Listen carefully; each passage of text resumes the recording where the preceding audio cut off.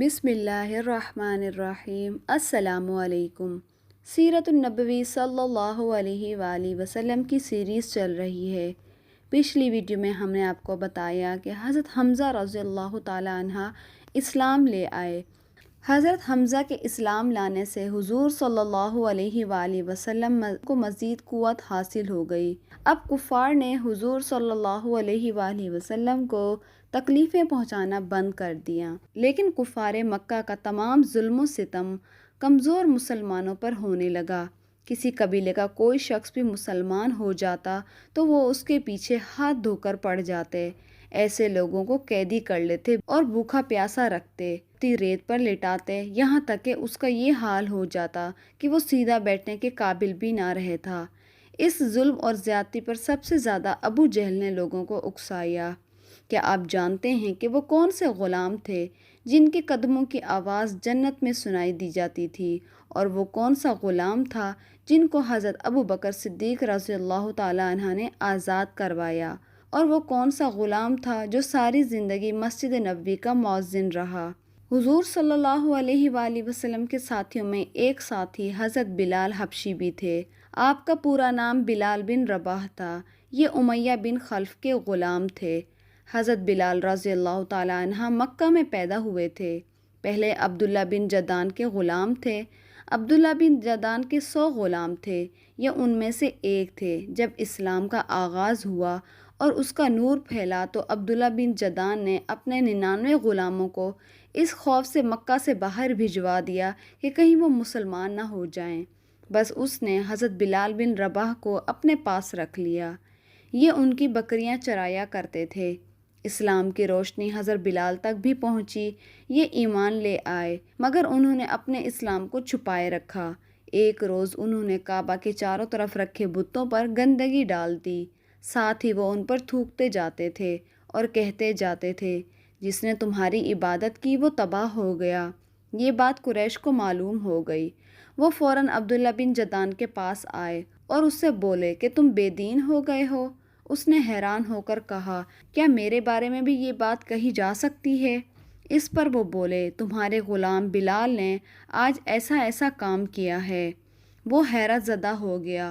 عبداللہ بن جدان نے فوراً قریش کو 100 درہم دیے تاکہ بتوں کی جو توہین ہوئی ہے اس کے بدلے میں ان کے نام پر کچھ جانور ذبح کر دیے جائیں۔ پھر وہ حضرت بلال کی طرف بڑھے، انہوں نے انہیں رسی سے باندھ دیا، تمام دن بھوکا پیاسا رکھا۔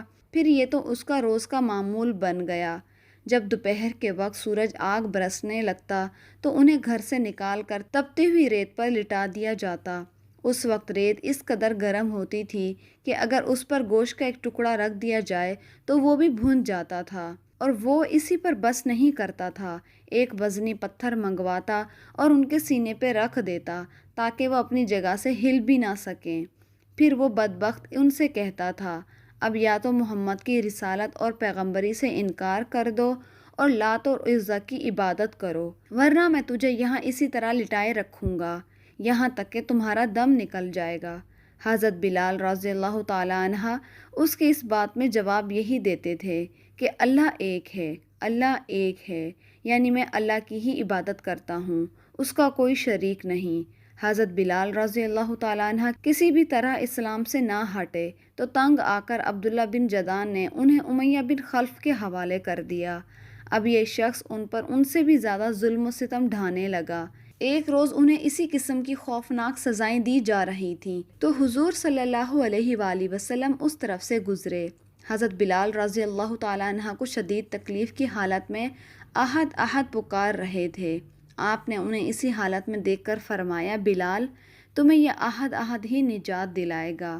پھر ایک روز حضرت ابو بکر صدیق رضی اللہ تعالی عنہ ان کی طرف سے گزرے۔ امیہ بن خلف نے انہیں گرم ریت پر لٹایا ہوا تھا، سینے پہ ایک بھاری پتھر رکھا ہوا تھا۔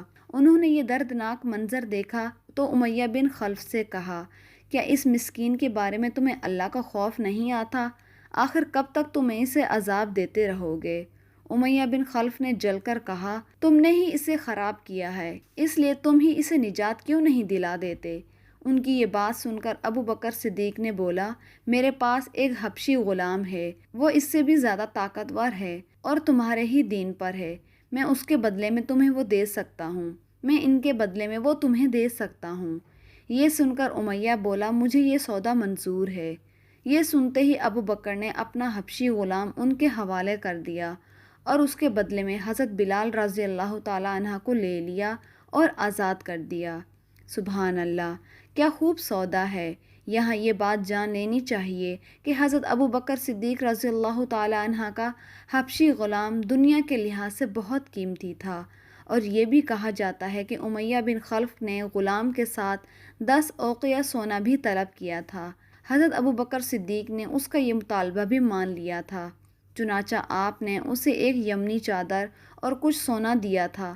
ساتھ ہی آپ نے امیہ بن خلف سے فرمایا تھا اگر تم مجھ سے 100 اوقیہ سونا بھی طلب کرتے تو بھی میں تمہیں دے دیتا۔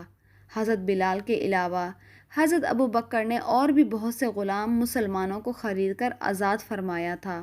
یہ وہ مسلمان غلام تھے جنہیں اللہ کے نام لینے کی وجہ سے ظلم کا نشانہ بنایا جا رہا تھا۔ ان میں ایک حضرت بلال کی والدہ حمیمہ بھی تھیں، ایک عامر بن فہیر بھی تھے۔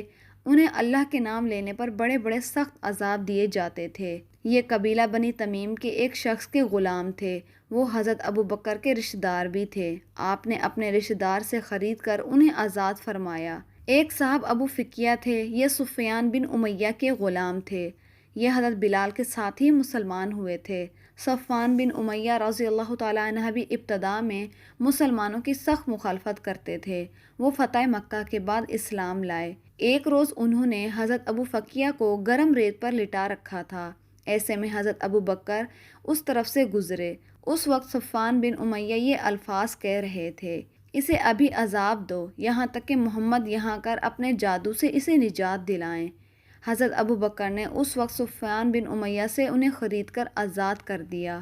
اسی طرح زنیرہ نامی ایک عورت کو بھی مسلمان ہونے کی بنیاد پر اس قدر خوفناک سزائیں دی گئیں کہ وہ بیچاری اندھی ہو گئی، اور ایک روز ابو جہل نے ان سے کہا جو کچھ تم پر ہو رہا ہے یہ سب لات اور عزیٰ کر رہے ہیں۔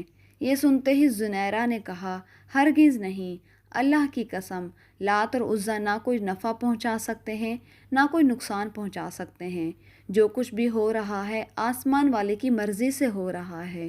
میرے پروردگار کو یہ بھی قدرت ہے کہ وہ میری آنکھوں کی روشنی لوٹا دے۔ دوسرے دن وہ صبح اٹھیں تو ان کی آنکھوں کی روشنی اللہ تعالیٰ نے لوٹا دی تھی۔ اس بات کا جب کافروں کو پتہ چلا تو وہ بول اٹھے کہ یہ محمد کی جادوگرنی ہے۔ حضرت ابو بکر نے انہیں بھی خرید کر آزاد کر دیا۔ آپ نے زنیرہ کی بیٹی کو بھی خرید کر آزاد کیا۔ اسی طرح سے ایک اور باندی بھی تھیں، دونوں ولید بن مغیرہ کی باندیاں تھیں، انہیں بھی حضرت ابو بکر نے خرید کر آزاد کیا۔ عامر بن فہیر کی بہن اور ان کی والدہ بھی ایمان لے آئیں۔ یہ حضرت عمر کے مسلمان ہونے سے پہلے ان کی باندیاں تھیں۔ حضرت ابو بکر نے انہیں بھی خرید کر آزاد کر دیا۔ اسی طرح حضرت ابو بکر صدیق رضی اللہ تعالیٰ عنہ نے بہت سے غلاموں کو آزاد کیا۔ حضرت بلال حبشی رضی اللہ تعالیٰ عنہ کی فضیلت میں حضور صلی اللہ علیہ وآلہ وسلم نے ارشاد فرمایا جب میں معراج کی رات جنت کی سیر کر رہا تھا تو وہاں پر میں نے حضرت بلال رضی اللہ تعالیٰ عنہ کے قدموں کی آواز جنت میں سنی، اور حضرت بلال رضی اللہ تعالیٰ عنہ کو یہ بھی سعادت حاصل تھی کہ وہ حضور صلی اللہ علیہ وآلہ وسلم کی زندگی میں تمام عمر مسجد نبوی کے مؤذن رہے، اور حضور صلی اللہ علیہ وآلہ وسلم کے انتقال کے بعد مدینے سے ہجرت فرما گئے تھے۔ حضرت بلال رضی اللہ تعالیٰ عنہ ایسے غلام تھے، اللہ تعالیٰ نے ان کے لیے جنت کی حوریں مقرر فرما دی تھیں۔ امید ہے کہ آپ کو یہ ویڈیو پسند آئی ہوگی۔ پسند آنے کی صورت میں ویڈیو کو لائک، چینل کو سبسکرائب کریں۔